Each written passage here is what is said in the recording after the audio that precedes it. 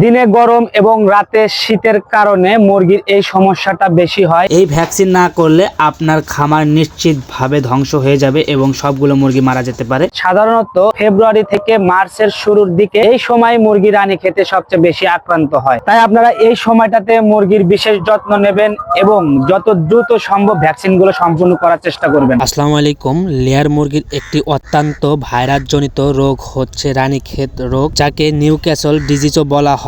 এই রোগ দ্রুত ছড়ায় এবং খামারিকে ধ্বংস করে ছেড়ে দেয়। আজকে আমরা জানবো কি কি লক্ষণ দেখে আপনি বুঝবেন আপনার মুরগির রানীক্ষেত হয়েছে কিনা। প্রথমত, মুরগি খাওয়া দাওয়া বন্ধ করে দেবে, হঠাৎ ডিম উৎপাদন কমে যেতে পারে, হঠাৎ করে শুয়ে থাকা বা দুর্বল হয়ে পড়া, মুরগির পায়খানা সবুজ বা সাদা রং হয়ে যেতে পারে, হঠাৎ মুরগি মৃত্যুবরণ করা। এইসব সমস্যা দেখলে আপনি দ্রুত সময়ের মধ্যে চিকিৎসকের পরামর্শ নেবেন এবং যত দ্রুত সম্ভব মুরগিকে সুস্থ রাখার জন্য চেষ্টা করবেন। এই রোগে একবার আক্রান্ত হলে সেই মুরগিকে পুরোপুরি সুস্থ করে তোলা সম্ভব নয়। তাই এই রোগ হওয়ার আগেই আপনারা সতর্ক হবেন। বিশেষ করে এই সময়টাতে এই আবহাওয়ায় মুরগির এই ধরনের রোগ হওয়ার সম্ভাবনা খুবই বেশি থাকে। তাই আমরা আর দেরি না করে নিউক্যাসল ডিজিজের জন্য ভ্যাকসিন নিয়ে এসেছি। ইতিমধ্যে আপনারা দেখতে পাচ্ছেন আমরা ভ্যাকসিন করা শুরু করে দিয়েছি। প্রথমে ভ্যাকসিনটিকে ভালোভাবে ঝাঁকিয়ে নিন। ভ্যাকসিন করার আগে অবশ্যই যে বিষয়টি খেয়াল রাখতে হবে সেটি হচ্ছে আপনাকে ভ্যাকসিন বহন করে আনার জন্য আইস বক্স ব্যবহার করতে হবে। যে কোনো ধরনের ভ্যাকসিন বহন করার সময় আপনারা অবশ্যই আইস বক্স ব্যবহার করবেন। এতে আপনার ভ্যাকসিন 100% সুরক্ষিত থাকবে এবং নিরাপদ থাকবে। আপনি যদি পলিথিনে করে ভ্যাকসিন আনা নেওয়া করেন তাহলে কিন্তু অনেক সময় ভ্যাকসিন মিস করে, যার ফলে কিন্তু খামারি ধ্বংস হয়ে যায়। অনেক খামারি আমাদের বলেন, ভাই ভ্যাকসিন করেছি তারপরেও এই রোগ কেন হয়েছে? এর কারণ হচ্ছে আপনার ভ্যাকসিন সুরক্ষিত নয়। আপনি ভ্যাকসিন বহন করার সময় বা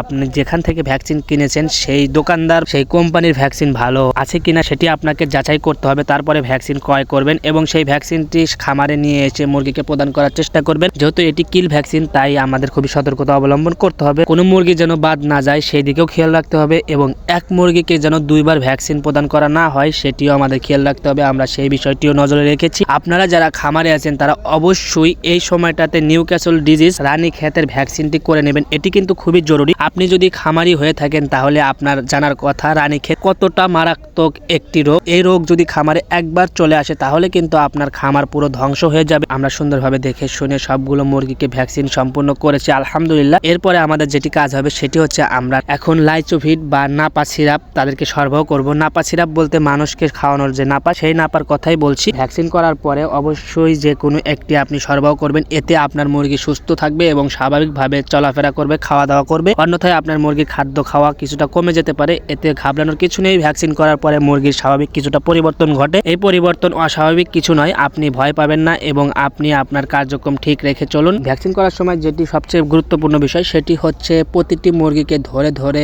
ভ্যাকসিন করতে হবে এবং এক মুরগিকে যেন দুইবার ভ্যাকসিন দেওয়া না হয় সেই বিষয়টিও নিশ্চিত করতে হবে। যাই হোক, আমাদের জন্য দোয়া করবেন, আমাদের খামারের জন্য দোয়া করবেন। সকলে ভালো থাকবেন, সুস্থ থাকবেন। আল্লাহ হাফেজ।